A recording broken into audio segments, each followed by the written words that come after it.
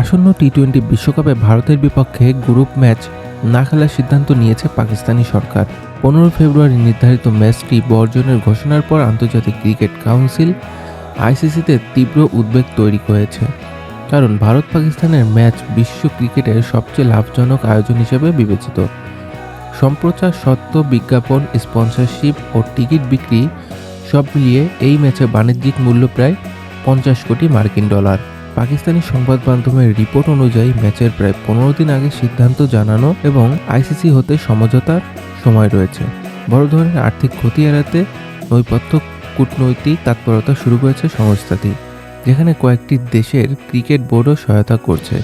এরই মধ্যে জানা গেছে পাকিস্তানি দল মাঠে না নামলেও ভারতীয় দল নির্ধারিত সূচি অনুযায়ী কলম্বোতে উপস্থিত থাকবে, আর পাকিস্তান না এলেও নিয়ম অনুযায়ী ভারত পয়েন্ট পাবে।